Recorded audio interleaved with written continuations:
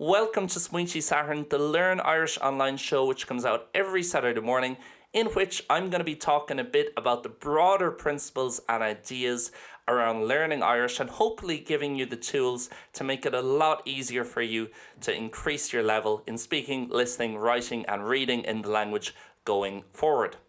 The odd numbered episodes, that's 1, 3, 5, 7, 9, and so on, are all going to be available for free on the Gaelgo Weekly feed, on Spotify, Apple Podcasts, and wherever else you might listen to the show. But to get access to the even numbered episodes as well, you'll have to sign up as a Learn Irish Online member. Patreon.com/Learn Irish Online to begin your free trial today. It's only €7 a month plus VAT from then on in, and you get access to a load of different shows, not just Smaointe Sathairn, but Ishtarish, Leirish, Ag Astrú, Button na Ró, Lífocht, Topic Breakdown, bonus episodes of Gaelgo Weekly, and so on. Links will be down below in the description. Very much hope you enjoy the show and get some benefit from it. Hello, welcome back to Smaointe Sathairn. This is episode number 9, the penultimate episode of this little mini-series, and this is the last episode going out for free on Spotify. If you want to listen to episode 10 next week, as well as episode 2, 4, 6, and 8, you can head over to patreon.com/Learn Irish Online and sign up for a free trial as a member there. Today, I wanted to talk about a little concept. I suppose I've coined the term, but I definitely haven't invented this idea, called what I call direct replicating, that I think is very important when it comes to language learning. Okay, so we live in an age where, I've talked a good bit, I'd say in almost every episode I've brought up at some point apps. We all know them, the likes of Duolingo and Memrise, which people like to put down and criticize at times, but listen, they all help. Once you're doing something with the language, it's going to help, it's going to get you better. But we're also busy these days, and most people listening, you probably don't have too much time to actually sit down and study and practice. We talked about passive practice a week or two ago, the idea that even if you don't have any time during the day or during the week to actually sit down and study the language for half an hour, not in a real boring way in terms of going through a load of different grammar rules or whatever, but just even sitting down and speaking to yourself like this for half an hour in your target language, in Irish, whatever it might be. A lot of people don't have the time to do that, so there's lots of ways, like we talked about a few episodes ago. Can't remember, was it a free episode or a members one? But we talked about the idea of, again, passive practice, building your life in a certain way where there's a lot more Irish in it. So even if you don't sit down for half an hour during the day and specifically focus in on the language itself, you're still interacting a lot with the language throughout the day, throughout the week, throughout the month, and you're going to get better like that, or at least maintain the level that you're at. And even if you do have time to sit down and do a half an hour of listening, of writing down different new words, of going back over your own notes and old stuff that you've learned, looking up translations, that kind of more formal active practice, you probably don't have that much time, unless you're retired or you're taking a career break or whatever. Realistically, you probably don't have too much time. Even if you do have a good bit of time with something like that, it can be a bit heavy sometimes. Even once you get to an hour and a half, doing any more than that, you might be at the point of diminishing returns, is it called in English, I believe, where you're not really getting much back after an hour and a half because you're tired, you can't really focus. Once you get to that point, just leave it. Just go do something else you enjoy more, because if you're not getting that much out of every kind of few minutes of practice that you're doing, there's not really much point. But my point here is that, you might not be able to put in too much time. So we want to be able to make sure that the time we do put in our active practice, in our sitting down, actual study, is quite effective. Okay, if I'm only going to be able to do half an hour every 2 or 3 days, which for a lot of people that might be the case, well, then I need to make sure that half an hour is pretty good. Okay, it's going to make a big difference. So I like to call it direct replicating, and that's the idea of never straying too far away from what you want to actually achieve. So again, listen, different people have different goals with learning Irish, different people want to get to different levels, but for the purpose of this episode, I'm going to assume that everyone listening more or less has the following target. And I've mentioned this on a few episodes before, because this is the target that most people have within reason or something along these lines, that your target learning Irish is to get to a level where me and you could go for coffee and we could sit down for an hour, hour and a half, and we could chat away in Irish. And it wouldn't be like a lesson in terms of me correcting you. or you having to speak really slowly, we'd be able to chat away normally. You'd still make a few mistakes, and there'd be the odd thing I say that you might not be able to understand, which is completely normal in a language. I mean, I've been living in Spain for 4.5 years, learning the language over 5 years now. I was sitting down with someone just last night for about 3 hours, chatting to them in Spanish. There must have been 8 or 9 times they said something and I just did not catch it. Even on the second time they said it. So that's completely normal. But the idea that in general, we could go for a coffee, speak, chat away for an hour and a half, and it wouldn't be really hassle for me, or it wouldn't feel like I'm in a lesson, or my patience wouldn't be tested too much. We could just chat away kind of like normal. I'm going to assume for most people listening, that's your goal. Or in other words, if we make that broader, that you want to get good at speaking, want to get to the point where kind of whatever idea, whatever general everyday idea comes to your head, you can express that in Irish without thinking too much, without kind of having to go, okay, well, that's going to be, as I've said before in the podcast, there's 2 levels of knowing something. So you can know it to a level where you can figure it out. Okay, well, that should be, let's say, tá an obair tagum, I have done the work, therefore Neil, and then past tense ní rá an obair tagum, that's I hadn't done the work. That's one level of knowing something where you know it, but you have to figure it out. And the other is just going, okay, I haven't done the work, Neil an obair tagum, or I hadn't done the work ní rá an obair tagum. So knowing it like that, okay, and the idea is once you get to know it at one level, then it's about getting to know it at the other one. Spoke about the irregular verbs early on in this series, the idea that I could say, how do I say, let's say, I didn't go.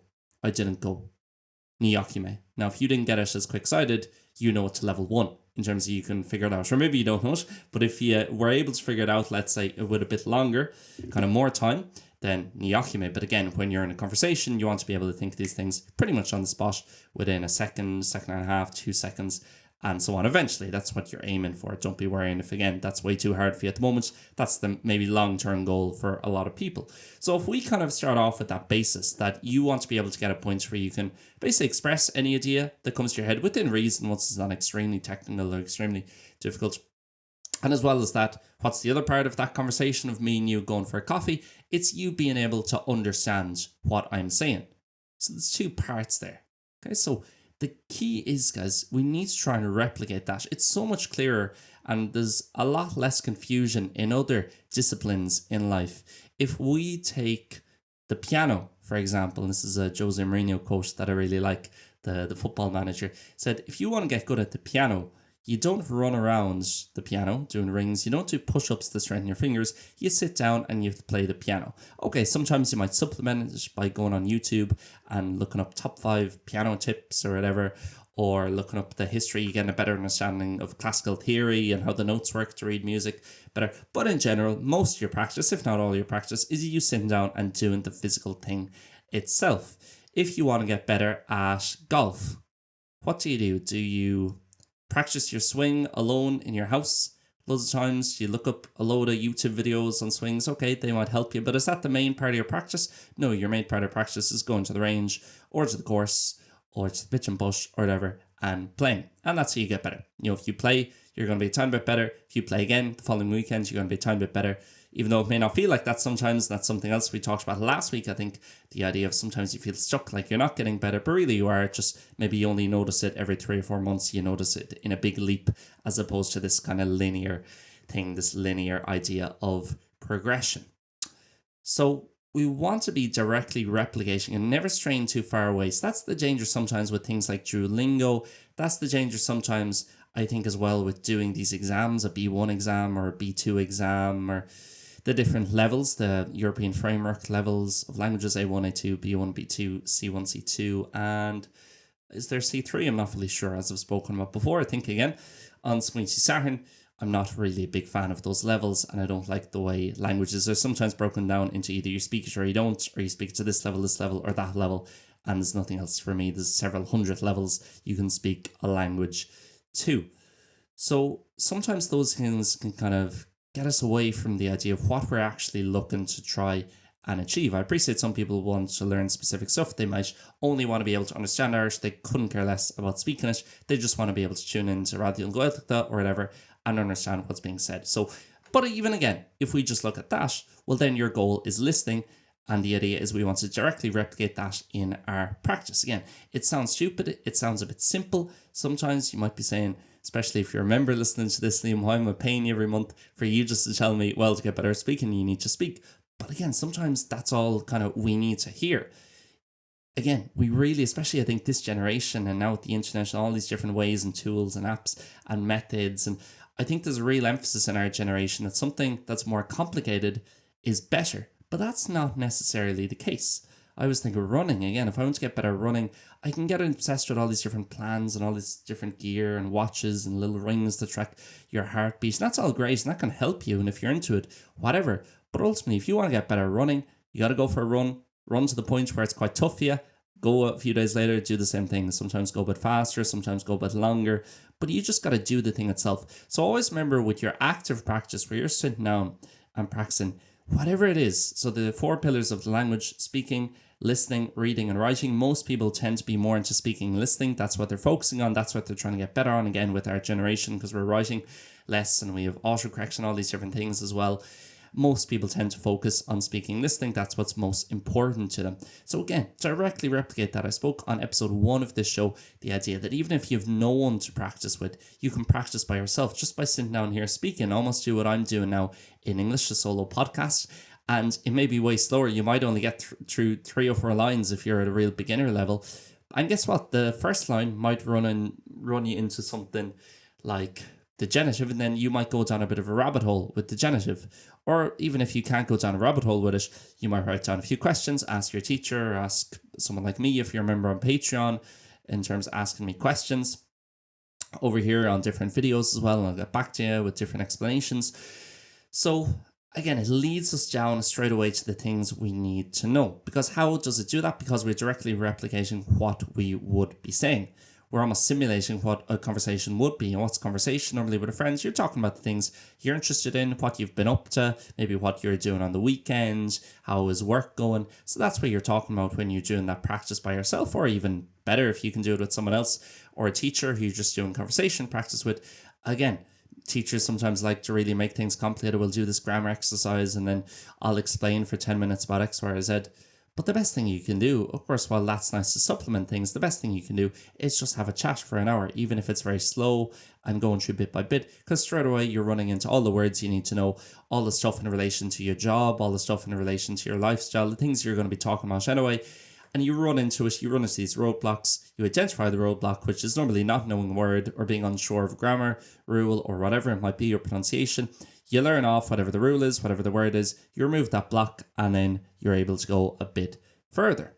Okay, it's like being in a maze and you're removing different sides of a maze. So at some point in the future, it's not a maze, it's actually just a big open space where you can go anywhere. In other words, you can talk about whatever topic it is that you want, and you can express things in any way that you want. If there's 2 different ways of expressing an idea, such as I am a teacher, I can say, is Moonsor me or Tommy Gupper mar Woonsor, you feel comfortable with both as just opposed to one in the future. So again, directly replicate. Think, well, what do I want to achieve? If it is that example, if I want to be able to go meet someone, chat away without any hassle about what I did the weekend, how is work going, the usual things we chat about, what my plans in terms of my holidays. I know some of this can sound like the leaving cert, but those are the things that we generally talk about, or whatever. If you're into reading, what books you've been reading, why you like the book, and so on. Simulate the stuff that's relevant to you, as opposed to just picking a random topic which you don't care about. If you think about the last chat you had with a friend, you're probably talking about 2 things: stuff that you're into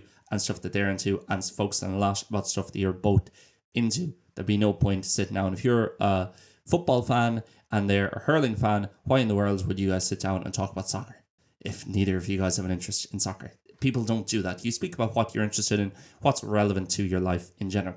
So again, directly replicate that. And it may seem quite simple, just sitting down for half an hour. And again, going back to what we talked about in episode 1, that kind of method of just sitting down and chatting to yourself and running into the stuff you don't know. But again, that is directly replicating what it's going to be like in terms of the talking side for you. Of course, it's a bit trickier then when you're actually in the moment and you can't necessarily lead the conversation where you want to, because someone might interrupt, ask a question. So there are parts of it, no method is perfect. There are parts of it that aren't simulated in that type of practice. But then if you go into the listening example, again, right, I want to get to a point where I can sit down and it doesn't matter who's across the table from me. You could put someone random there who is Irish. It doesn't matter what dialect they have, what type of Irish they have, what level they have. I'm going to be able to understand them. If that's your goal, perfect. We need to directly replicate that by just listening to a lot of different people. A listening, like I've talked about again, did a full episode of Smaointe Sathairn on the listening. A lot of it's just a numbers game. Just listen more and more and more, and it does get easier. And obviously, as you're improving the other sides of your Irish in terms of learning more words, more pronunciations, more things in relation to dialects in terms of Ulster, they tend to, again, not specific words so much, but more so general rules. In Ulster, you have more of the U sound. The BH and the MH in Munster will always be pronounced at a V, ag Jainov, and so on, Veach, and so on. Then that's going to really help you out. But it's just about putting in the hours and replicating. So again, if you just want to be able to understand Ulster speakers, I wouldn't recommend having that kind of unit, but depending on your situation, where you're living, maybe you just want to speak with one person in your life and you don't care about understanding anyone else and they have a certain dialect, again, directly replicate that by listening to a lot of that type of speaker. But in general, I would say it's good advice with the language to try and be able to understand everyone and aim for that. So therefore, listen to different people, different dialects, and whatever's toughest for you, listen to that more. So that becomes a bit easier, and then something else becomes the toughest thing. Do it that way. Make your weak points your strong points, and so on. As difficult as it is, you might be tuning in to someone speaking native Ulster Irish and not get a single word. That's fine. Get it on your ear. Do a bit of research about a few different sounds, a few different words specific to Ulster Irish. It'll get a tiny bit easier. You'll be able to sound a tiny bit of it. And if you keep on listening, again, it's not going to get harder. And it's not going to stay at the same level. It will get easier, like anything. Okay? So it's just about being patient. And again, long term. Don't overestimate what you can do inside a week. Don't underestimate what you can do in a year in the long term. Okay, again, if you're listening to whatever, an hour or two of Irish every week or every few days for a full year, you're going to be flying. Okay? But you need to put it in. A lot of people stop after a week or two. But if you actually zoom out and think, how long have I been doing this, or how much practice have I been putting in? It might not actually be that much. If we go into the writing and reading, again, just not straying too far from what we actually want to achieve. So again, that could be the idea of I'm able to send a text to someone without kind of having to look up a grammar rule or knowing that the spelling is correct. Perfect. Then the main thing I have to do is just practice writing, practice texting, and so on. So Grammador is brilliant for that. The Grammador website, which I'll leave down below in the description, both on Spotify and the free platforms, and also here on Patreon. Grammarly is brilliant in terms of an Irish spell check. It picks up on plural, on H's, on Urus. It's completely free to use. You don't need a membership or anything, or even an account. It does the genitive. It's amazing how good it is. It really, really is impressive. You can cross-check things with folklore.ie or whatever dictionary website you like to use, your physical dictionary as well.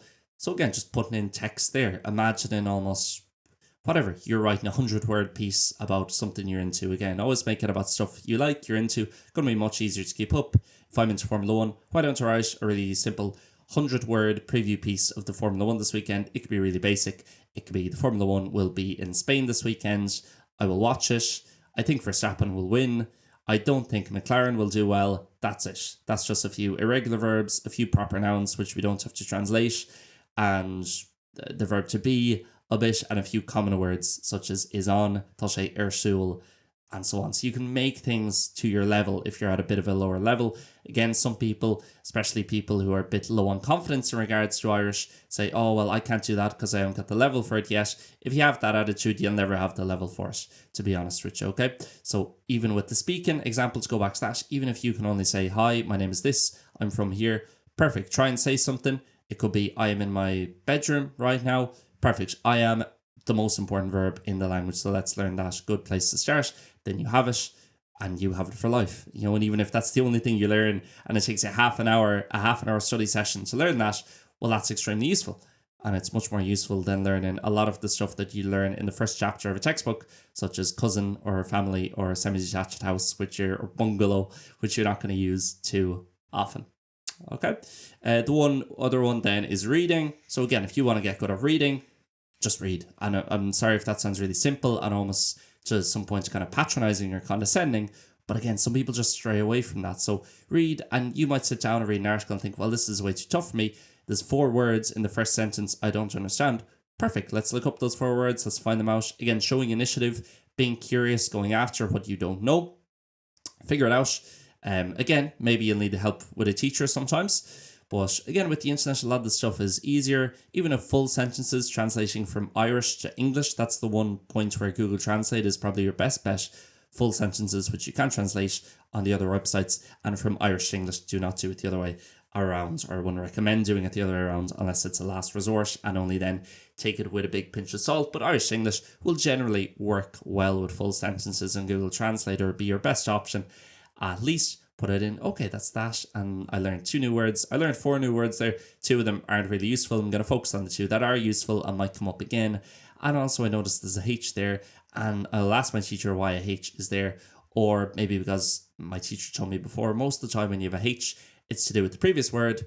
So, the previous word is air must force a H onto the next thing. I see it further down in the article. So you start learning a lot of things. But again, just if you like, or you want to be able to read sports articles or film review articles or whatever in Irish, go to extra.g.ie, nos.ie, airreview.ie, rt.ie/Gaelga, loads of these different websites, tuairisc.ie as well if you're a bit more advanced, and just read what you're interested in. And again, or a book is a great example that if you want to be able to read books in Irish, again, read the first page. Might take you a full session or 2 study sessions to get through the first page, but a lot of the words you learn, doing it line by line and figuring it out and decoding it almost on the first page, they'll come up again the second page, so it might only take you half a study session to get through the second page, and so on. If there's a word that's pretty useful in Irish, if you get through a full book, unlikely that it won't have come up at some point. So again, just not straying too far, not getting kind of confused within the noise and all these different methods and hacks, and